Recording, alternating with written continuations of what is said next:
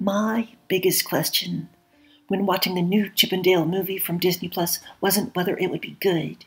It was whether the movie would honor the franchise's connection to Who Framed Roger Rabbit. If it didn't, that meant Disney wasn't just erasing a legendary film from the in-universe history. They were erasing a queer icon. Jessica Rabbit, the wife of Roger Rabbit, who declared herself asexual as far back as 1988. The Asexuality Handbook defines asexuality as a noun, a sexual orientation, where a person doesn't experience sexual attraction towards anyone. Other places discussing Jessica Rabbit as an asexual icon include queer memes, where a horoscope said she is in Roma with a rabbit because he makes her laugh, and aside from using her looks to get things out of people, she literally never once shows interest in anything or anyone sexually through the entire movie, and is clearly appalled when anyone makes advances toward her, like there is canonical evidence that Jessica Rabbit from the classic motion picture Who Framed Roger Rabbit is an asexual character. After that, there was a fun Twitter conversation back in October of 2020. Unfortunately, we'll probably never see any more of these again. Ben Padden took to Twitter to say people cite Lily from The Fifth Element as an example of the born sexy yesterday trope. But she really wasn't. She was thousands of years old, spoke an ancient, almost forgotten language, and had very firm ideas about consent. She just didn't know what chicken was. Also, while I'm ruining people's masturbatory fantasies, Jessica Rabbit is canonically asexual. Tip your waitresses, folks. Then someone came in and responded, and it was a fair question. It was in good faith, it seems. They asked, canonically asexual? I missed that part of the movie, but she's a happily married toon, so what else really matters? What happens between a rabbit and his wife? Ben Padden responded, she's with Roger because she makes him laugh. She never once shows any sexual interest in a person at any point during the movie. And she says, I'm not bad. I'm just drawn that way. The implication being that being designed to be a sex symbol does not mean she desires to be one. That same person came back to respond, I think there's some assumptions needed about the physicality of a toon relationship, but I don't really want to think about that, so I accept your reasoning. I never did like Maroon pressuring her into his pat a cake fetish. That human needed therapy. And you know what? They included a cartoon to show their solidarity. Why is it so hard to imagine Jessica Rabbit as asexual? Is it hard? For some people, yeah, it's next to impossible. When they look at Jessica Rabbit, they can't help it. Rule 34 may have a reputation, but Jessica Rabbit makes them feel things they can't deny. But here's the thing. Jessica Rabbit isn't responsible for your feelings. Maybe she just likes looking good. That doesn't mean she wants to argue.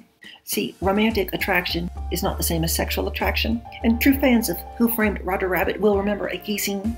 Eddie Valiant and Jessica Rabbit stop fighting and join forces to find the titularly framed Roger. They're the only two who can save him. Surveying the wreckage that comes from a rabbit behind the wheel, Eddie throws out a comment that illustrates the problem people who are confused by asexuality have with Jessica and Roger's marriage. If we take Jessica and Roger at their word, they have tons of romance, but they never have sex.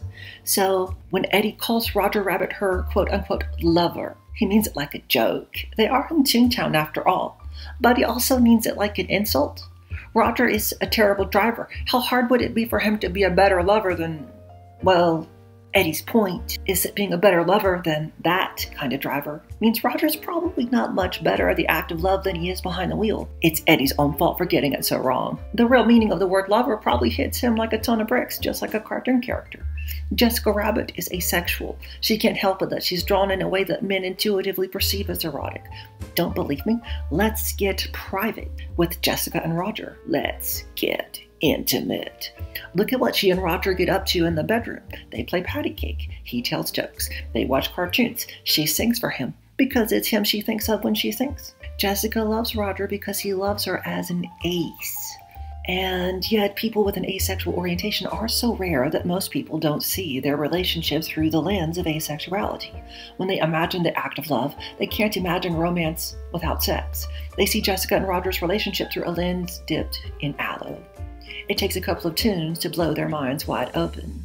The Asexuality Handbook defines allosexuality or Z-sexuality as a noun, an umbrella term for any sexual orientation other than asexuality.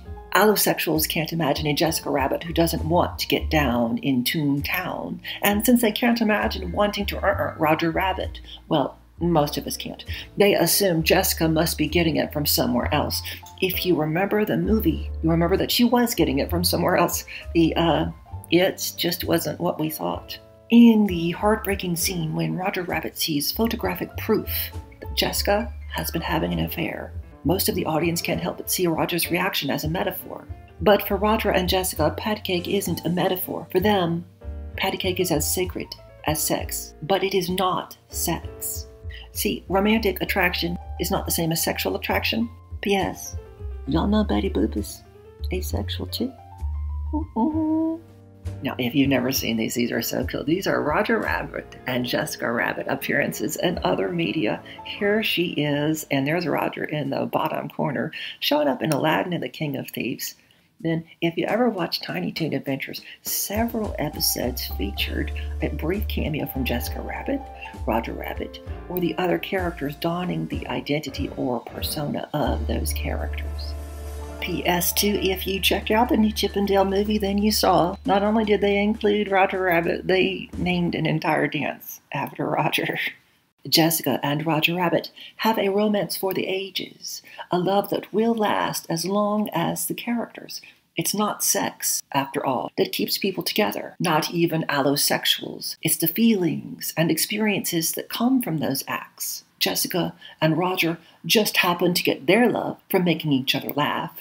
If you're like Jessica, if you're like Roger, if you get your feelings of love and intimacy from playing a game called patty cake, just make sure to keep yours sacred. And hey, if you find yourself on the other end of the spectrum and you're attracted a lot more to Roger than you are to Jessica, head over to my fellow trans ladies channel, Sarah's Thing. I learned a lot watching Sarah's video. Do furries really think they're animals? I'm not a furry, but I am a trans woman with dissociative identity disorder. That means I got 13 equally valid people trapped in one body.